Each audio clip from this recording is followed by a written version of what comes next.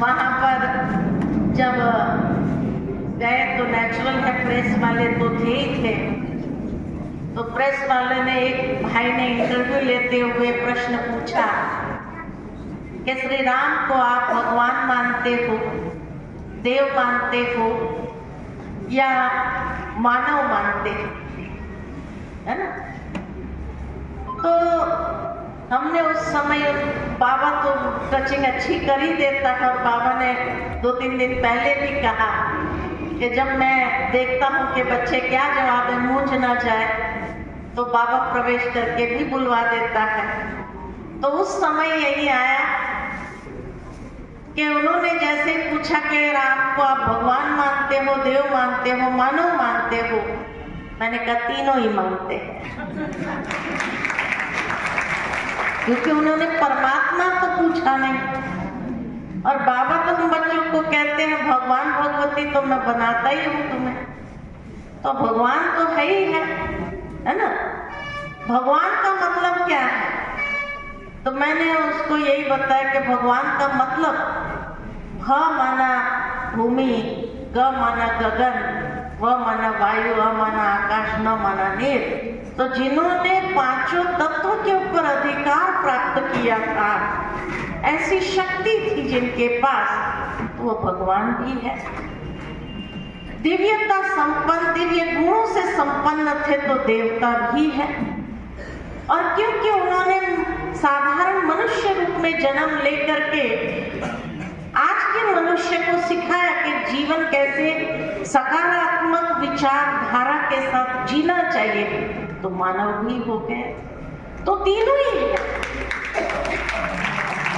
उसके बाद उन्होंने दूसरा प्रश्न पूछा कि हमने सुना ब्रह्मा कुमारियां सनातन धर्म को नहीं मानती है। मैंने कहा नहीं मानती है, ये बैच देखो। मैंने कहा ये बैच के ऊपर किसका चित्र है?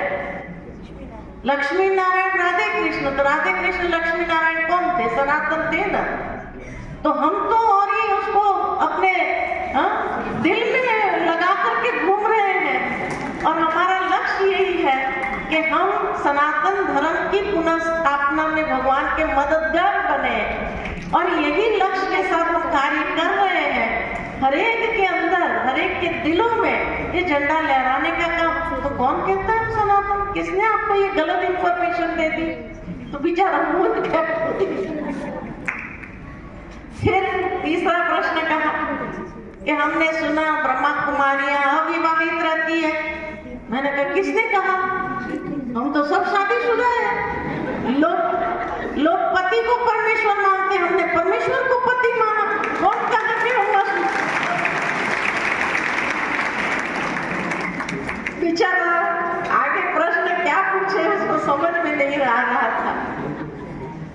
क्योंकि बाबा तो जैसे कहता है ना कि हर एक बात के लिए बाबा जैसे हाजिर हो जाता है और जिह्वा पर खड़ा हो जाता है, और बाबा जैसे बुलवा देता है। सोचा भी नहीं होता था क्या प्रश्न पूछने वाला है, लेकिन बाबा कैसे बुलवा देता है। तो ये बड़ा अच्छा लगता है। कहीं ऐसे और भी प्रश्न पूछे तो बाबा जवाब देने के लिए जैसे हाजिर हो जाता है, और बहुत सुंदर अनुभव भी करा देता है। तो 3-4 इन लोगों ने इंटरव्यू भी माना कि श्री राम को आप किस रूप में, उनसे क्या जीवन के लिए प्रेरणा लेते हैं और समाज को क्या संदेश देना चाहते हैं। हमने कहा जिस तरह श्री राम मर्यादा पुरुषोत्तम रहे और मर्यादा पुरुषोत्तम होकर के उन्होंने जीवन बिताया, आज का मानव भी अगर सचमुच मर्यादा पुरुषोत्तम बन जाए और उन मर्यादाओं को जीवन के आचरण में अगर ले आए, तो घर घर में राम लल्ला जरूर आएगा और राम राज्य बनने में कोई देरी नहीं होगी। तो इस तरह बाबा समय पर ऐसे ही बुद्धि का ताला खोलता है और ऐसी बातों को निकलवाता है जो खुद भी कई बार आश्चर्य हो जाता है कि क्या बोल दिया बाबा ने, क्या बुलवा दिया। तो बहुत अच्छा अनुभव रहा और बाबा ने बहुत अच्छा अनुभव कराया। तो आप सबके साथ वो अनुभव शेयर करने का आज ये सुंदर अवसर मिला।